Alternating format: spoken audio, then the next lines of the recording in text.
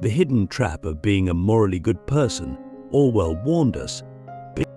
Let me ask you something right from the start. Have you ever tried so hard to be a good person that it actually made you feel worse? Like the more you tried to do the right thing, the more you doubted yourself, feared judgment, or even resented the world for not returning the favor. Yeah, I've been there. And today we're going to talk about something deep, dangerous, and invisible, the hidden trap of being morally good.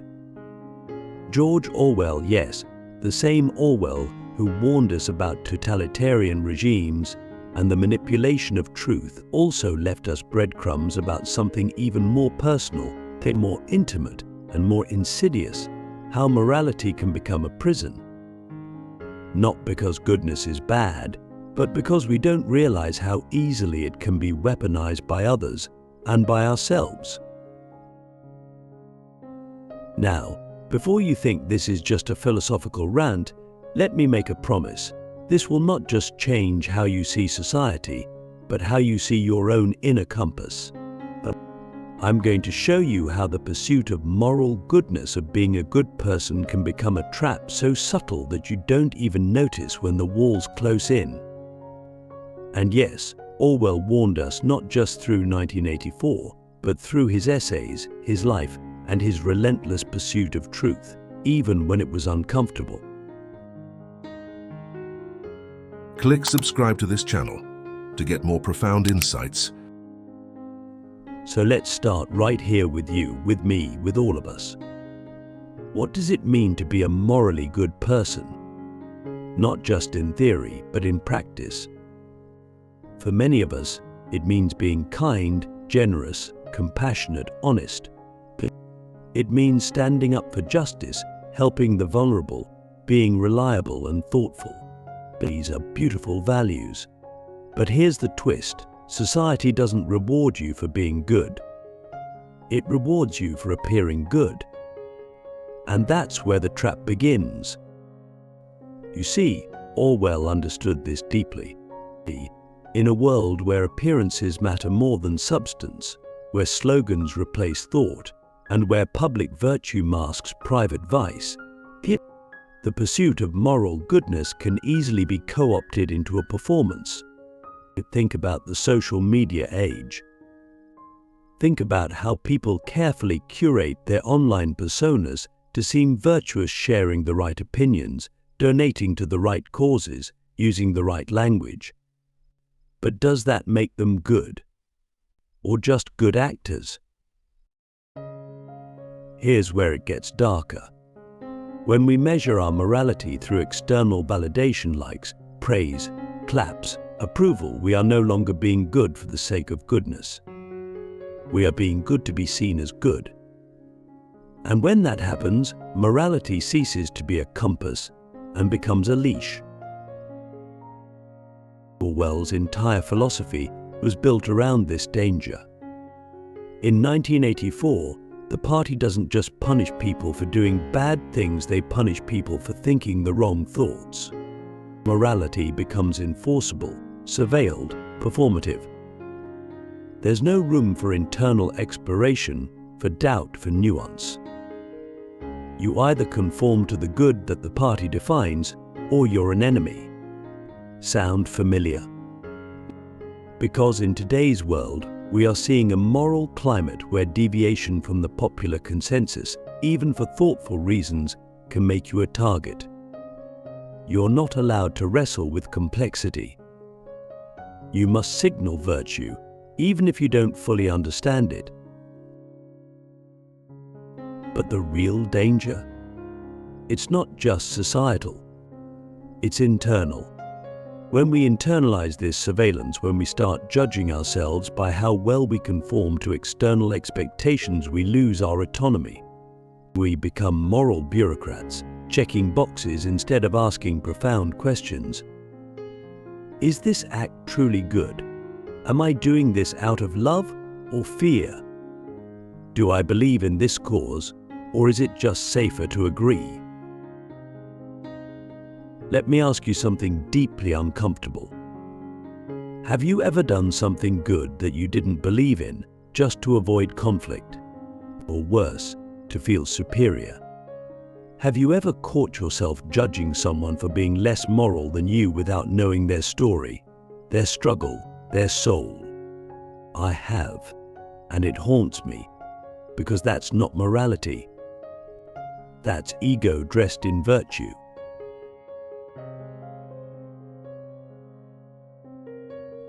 Orwell knew that our biggest enemy isn't some external dictator, it's the part of ourselves that stops asking questions. The part that trades curiosity for certainty. The part that says, I am good, and they are bad, end of story. That's where the trap snaps shut, because now you're not just trying to be good, you believe you are inherently good. And that belief allows you to justify anything, but silence, ostracism, even cruelty, all in the name of goodness. And this is where the paradox begins. The more certain we are of our moral purity, the more blind we become to our shadow. The more we cling to being a good person, the more we shut down the very process that makes us truly good: reflection, wrestling, humility. Because true morality isn't about certainty, but it's about struggle. So here's a radical thought. What if being a morally good person isn't a destination, but a question that never ends? What if the point isn't to arrive at goodness, but to continually ask whether our actions are aligned with love, truth, and courage, even when it's messy, even when it's unpopular?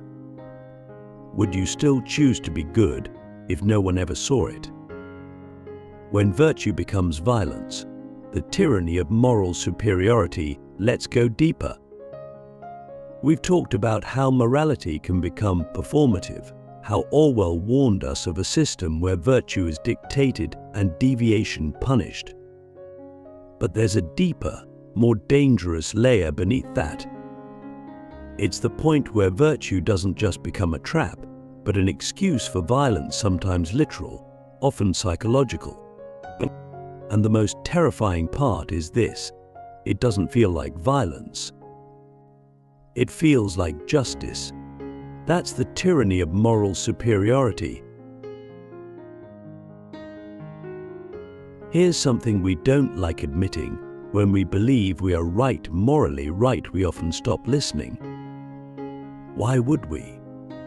If we're convinced we represent goodness, compassion, justice, truth, then anyone who disagrees must be on the side of evil, cruelty, injustice, and lies. And once we cast someone as evil, we grant ourselves permission to attack.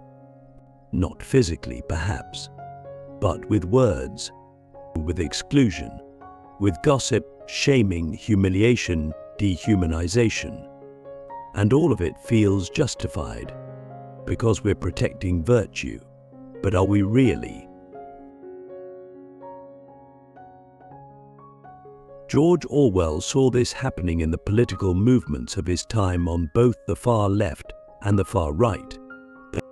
He saw how people who claimed to stand for justice and equality could become vicious, intolerant, even authoritarian.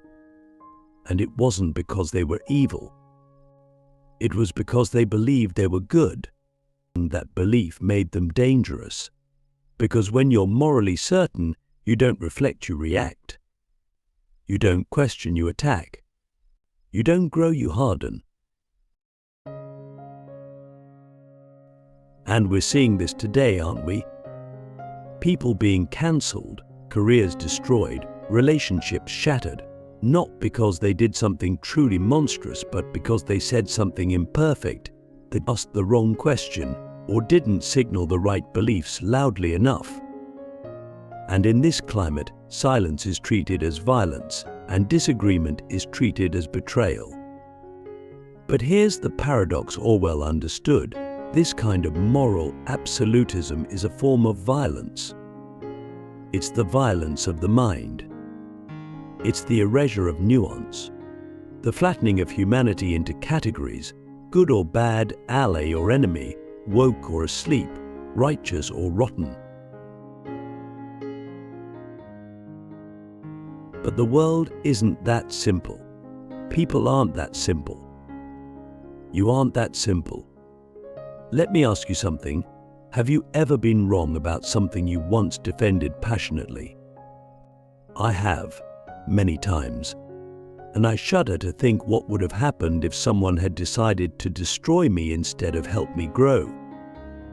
Because growth only happens when we feel safe enough to be imperfect, and moral superiority kills that safety. It creates a world where people are so afraid of being labeled immoral that they stop being honest, stop being curious, stop being human. This is the trap Orwell screamed about. Not just the boot stomping on a human face forever, but the quiet cultural conditioning that turns us into moral enforcers, constantly watching each other for deviation and constantly judging, constantly performing. And the worst part? We think we're doing good. That's the horror. When you punish someone in the name of justice, you feel like a hero. But are you making the world better or just smaller? Here's a hard question. Would you rather be good or be perceived as good?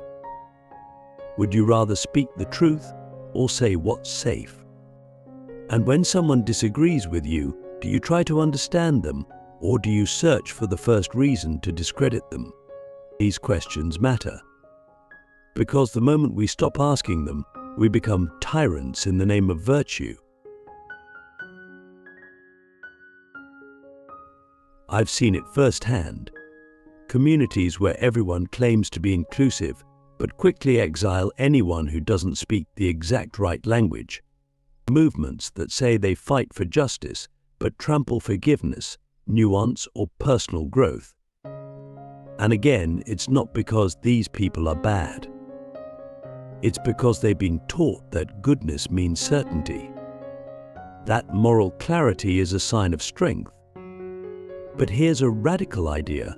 Maybe real moral strength is the ability to hold complexity. To say, I don't fully understand this yet. Or, I disagree with you, but I still see your humanity.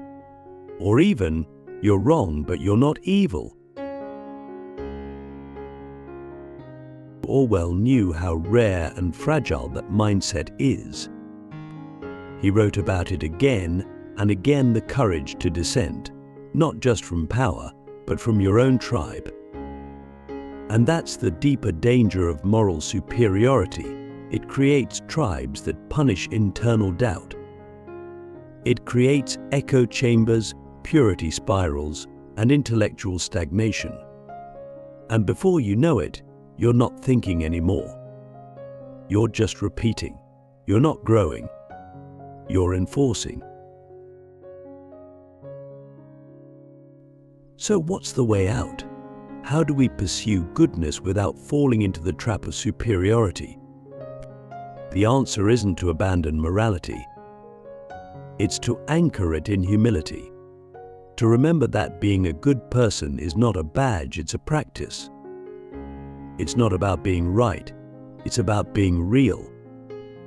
It's about listening longer than you speak, about holding space for disagreement, about knowing that even your enemy has a story, maybe even a wound that you don't see. We must ask ourselves, in our quest to make the world more just, are we making it more generous? In our pursuit of truth, are we leaving room for grace? And when we fight for what's right, are we still willing to ask, what if I'm missing something? The inner surveillance state, how your conscience can become your captor. Let's now turn inward. We've examined how society can turn morality into a weapon, how people use the illusion of moral superiority to justify cruelty. But what happens when that same mechanism turns inward, when the surveillance no longer comes from others, but from within your own mind? That's when things get truly terrifying. Because now it's not just the world judging you. It's you judging you, constantly, relentlessly, in ways you don't even fully recognize. Orwell's concept of Big Brother wasn't just about an authoritarian regime, it was about the loss of internal freedom. The moment when the state no longer needs to watch you, because you've internalized its rules so deeply that you police yourself more efficiently than any external authority ever could.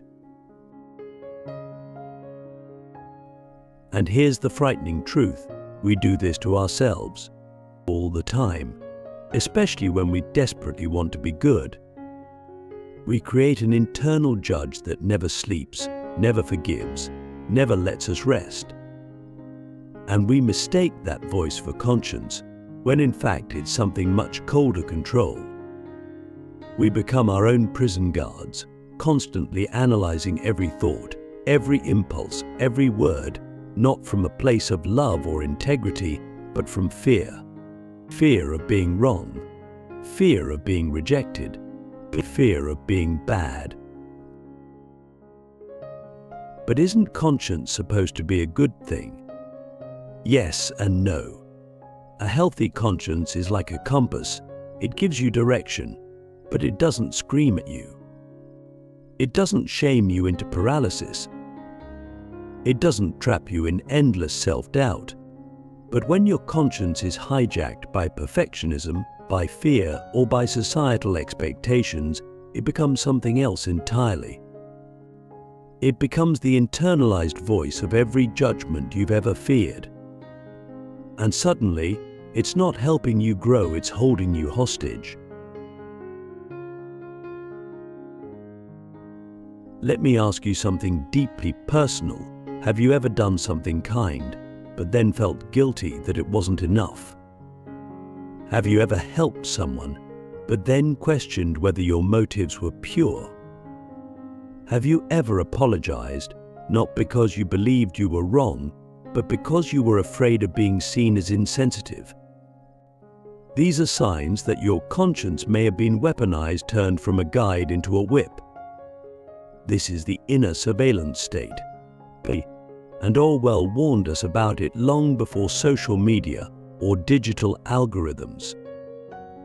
He understood that the most efficient form of control is self-control, not self-mastery, but self-suppression. When you begin to constantly scan yourself for moral failure, when you fear your own thoughts, when you feel shame, not just for what you do, but for who you are, that's when the system has succeeded. You are no longer a person. You are a machine executing a moral script that someone else wrote. This is especially dangerous for those of us who genuinely care about being good. Because the more we care, the more vulnerable we become to self-punishment. We hold ourselves to impossible standards. We berate ourselves for not doing more. We compare our intentions to others' outcomes and always come up short. And in doing so, we build a mental world where we are never enough, never pure enough, never selfless enough, never good enough.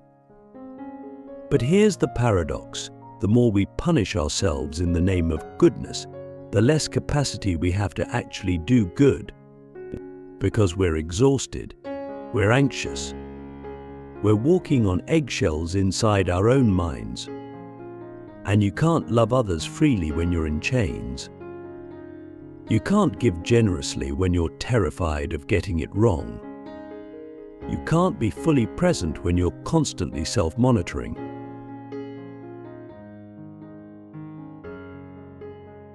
So what's the escape? It's not to abandon moral reflection, but to do it with compassion. To understand that being good doesn't mean being perfect. That sometimes your motives will be mixed, and that's okay. That sometimes you'll fail, and that doesn't make you unworthy. That sometimes you'll change your mind, and that's a sign of growth, not weakness. Orwell didn't write 1984 just to warn us about others. He wrote it to warn us about ourselves, about what happens when we let fear take over our moral lives, about what happens when we confuse control with virtue, and most of all, about what happens when we stop trusting our inner voice, not the voice of fear or shame or judgment, but the deeper voice beneath all that. The one that says, you are still learning, you are still growing, and that is enough. The final paradox, why true goodness requires radical doubt. So here we are at the deepest layer of the trap, and also its key. If you followed this journey, you've seen how the desire to be a morally good person can lead us into self-surveillance, social performance, judgment of others, and even internalized tyranny. But now comes the final paradox, the one Orwell gestured toward again and again in his writings, and one that sits at the heart of all true moral philosophy: to be truly good, you must be willing to doubt your goodness. Let that sink in for a second, because it goes against everything we're taught. We're told to be confident in our values, to stand firm in our beliefs, to know what's right and wrong, and never back down. But what if the very act of claiming moral certainty is what blinds us to our flaws? What if the people who do the most harm in the name of good are precisely those who never stop to question themselves? The great moral thinkers Socrates, Gandhi, Simone Weil, even Orwell himself shared a strange kind of humility. They weren't perfect. In fact, they were deeply flawed, but they never stopped interrogating themselves. They never allowed moral certainty to solidify into dogma. They lived in a constant state of philosophical tension, aware of how easily virtue can slip into vice, how quickly justice can turn into vengeance. And that tension, that discomfort, is what kept them honest. Think about this: if you were absolutely certain that everything you did was good, would you ever feel the need to change? Would you ever listen to someone who disagreed with you? Would you ever grow? Probably not. And that's the danger. Moral certainty freezes us. It replaces open-heartedness with arrogance. It pretends to be strength, but it's really fear of being wrong, fear of being vulnerable, fear of not being in control. But doubt, radical, honest, uncomfortable doubt, is a form of moral courage. It means you're willing to sit in uncertainty, to ask yourself, what if I'm missing something? To wonder, how might someone else see this? It means you don't see yourself as a finished product, but as a work in progress. And that humility is the soil where real goodness grows. Let me ask you something. When was the last time you changed your mind about something truly important? When was the last time someone challenged your worldview and instead of defending yourself, you said, tell me more? When was the last time you admitted you were wrong, not to be polite, but because you saw something in yourself you hadn't seen before? These moments are rare and they're uncomfortable, but they are the birthplace of transformation. Because true morality doesn't come from having all the answers. It comes from staying open to the questions. It comes from listening more than speaking. It's from being willing to see the humanity in people who disagree with you. From recognizing that your own beliefs are shaped by your experiences, your culture, your fears, and that someone else's different beliefs might be shaped by theirs. Orwell warned us not to give up freedom for comfort. And the same is true of moral freedom. If you trade doubt for certainty, you may feel safer, but you'll become less human. Because the essence of being human is not perfection. It's the ongoing, messy, beautiful struggle to live with integrity in a world full of contradictions. So here's the final question I leave you with. Would you rather be certain and stagnant or uncertain and awake? Because in the end, the hidden trap of being a morally good person is not that morality is bad. It's that morality, when unexamined, becomes a mask, script, a cage. But when approached with doubt, humility, and love, it becomes something else entirely. It becomes a path, a direction, a conversation. It's one that never ends, and maybe that's the point. Not to be good once and for all, but to keep becoming better, to stay uncomfortable, to keep listening, to walk the long road of moral growth, not with pride, but with grace. And that, perhaps, is the only kind of goodness worth trusting.